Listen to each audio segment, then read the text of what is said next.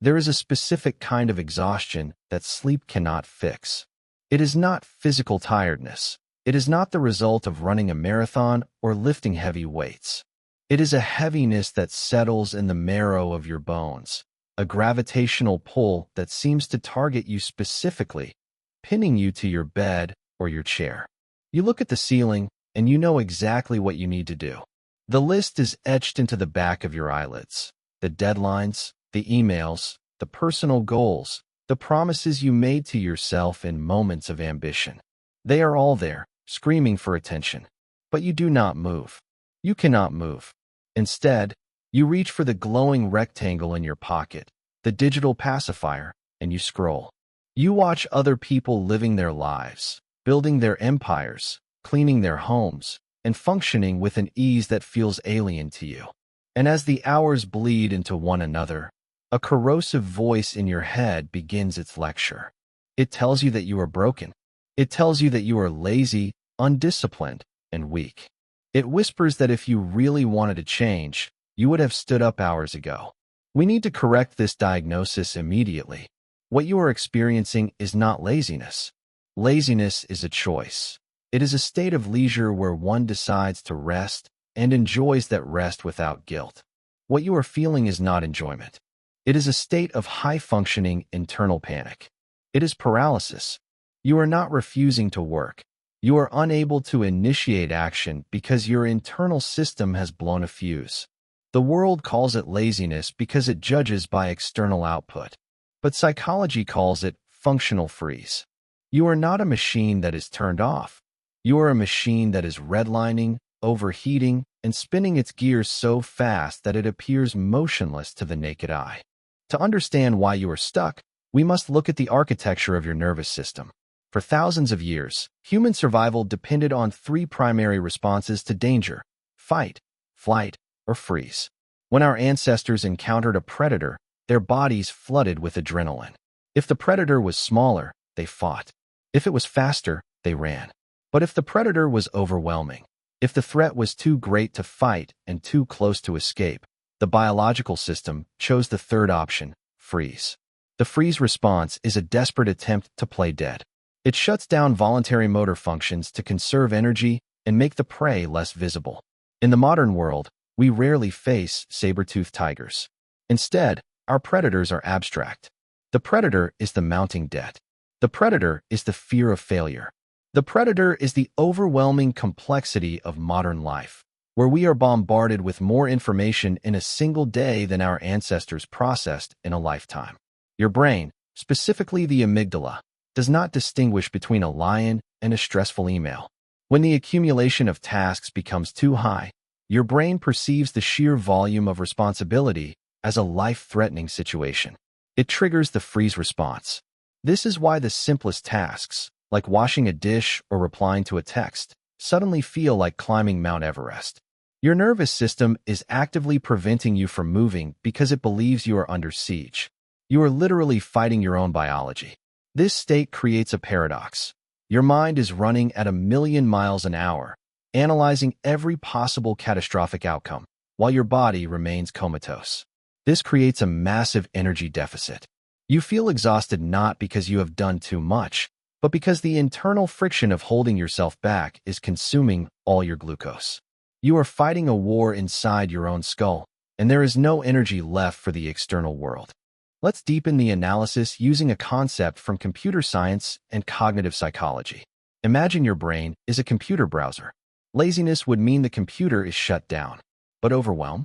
Overwhelm is having 500 tabs open simultaneously. Music is playing from one of them, but you cannot find which one. The cooling fan is screaming, the battery is draining, and the cursor is frozen. Every time you try to click on an icon, the spinning wheel of death appears. This phenomenon is known in psychology as the Zeigarnik effect. It states that the human brain remembers unfinished tasks far better than completed ones. An unfinished task creates cognitive tension, an open loop that the brain desperately wants to close. When you have one or two open loops, it motivates you. But when you have dozens of unfinished projects, unresolved emotional conflicts, and vague anxieties, these loops begin to cannibalize your processing power, RAM. Even when you are relaxing or watching Netflix, those open loops are running in the background, consuming resources. This is why your rest never feels restful. You are never truly offline. You are constantly buffering. This cognitive load creates a fog where decision-making becomes impossible. This is called decision fatigue. When you are overwhelmed, the decision to simply stand up and walk to the shower requires more willpower than you possess, because your brain has no RAM left to process the command. You are not stupid, and you are not lazy. You are simply suffering from a system crash due to excessive background processes. So, how does the modern human cope with this unbearable biological tension? We seek anesthesia, and the most accessible, potent anesthetic in the history of mankind is right in our pockets. When the pain of the freeze state becomes too sharp, we reflexively reach for our phones. We open social media, video games, or streaming services. This is not entertainment. This is medication. This behavior is often labeled as procrastination, but a more accurate term is mood repair. You are using the dopamine hits from short-form content to numb the cortisol coursing through your veins. For a few seconds, the bright colors and rapid movement on the screen distract the amygdala. The anxiety quiets down. But this creates a devastating cycle known as the dopamine trap. High-stimulation content floods your brain with unnatural levels of reward chemicals without any effort. In comparison, the real-world tasks, writing that report, cleaning the garage, learning a language, offer low stimulation and delayed rewards. When you spend hours scrolling, you are frying your dopamine receptors. You are raising the threshold for what you find interesting. Consequently, the real world begins to feel grayer, harder, and more painful. The more you scroll to escape the overwhelm, the more overwhelmed you become, because the tasks are still there, piling up, growing larger in the shadows. And now, you have added a new layer to your suffering: guilt. You look at the clock, realize you have wasted another day, and the internal judge returns with a vengeance. Look at you, it says. You are pathetic. This shame triggers even more stress, which triggers the need for more anesthesia, locking you into a downward spiral that feels impossible to escape. To break this cycle, we must stop treating this as a discipline problem and start treating it as a recovery process. We must look to the philosophy of Stoicism and the concept of a more fatty, loving what is necessary. But before we can run, we must learn to twitch a finger. The solution lies in understanding the activation energy. In chemistry, activation energy is the minimum amount of energy required to start a reaction. When you are overwhelmed, the activation energy required to fix your life is monumental. It is too high. Your brain rejects it. The mistake you are making is looking at the mountain in its entirety. You are trying to process the entire journey before taking the first step. You must lower the activation energy. You must deceive the amygdala. This is done through micro-habits. If you cannot clean the house, can you pick up one sock? Just one. If you cannot write the essay, can you open the document and write one sentence? If you cannot go to the gym, can you just put on your shoes? These tasks are so small that they fly under the radar of your fear response. They do not trigger the freeze. But the moment you perform a physical action, no matter how small, you break the paralysis. Action is not just the effect of motivation. It is the cause of it. Motion creates emotion. Furthermore, we must implement digital fasting. You need to bore yourself. Boredom is not the enemy. Boredom is the reset button for your dopamine receptors. If you sit in a room and do absolutely nothing, no phone, no music, no book, eventually, the ceiling becomes boring. Eventually, cleaning the room becomes more appealing than staring at the wall. By removing the cheap dopamine, you make the hard work palatable again. We establish that your brain is crashing because of open loops. Therefore, the most critical step in your recovery is to close them. But you cannot close them by thinking about them. Thinking is the problem. You must externalize the RAM. You need a physical extraction of the data. Take a piece of paper and a pen.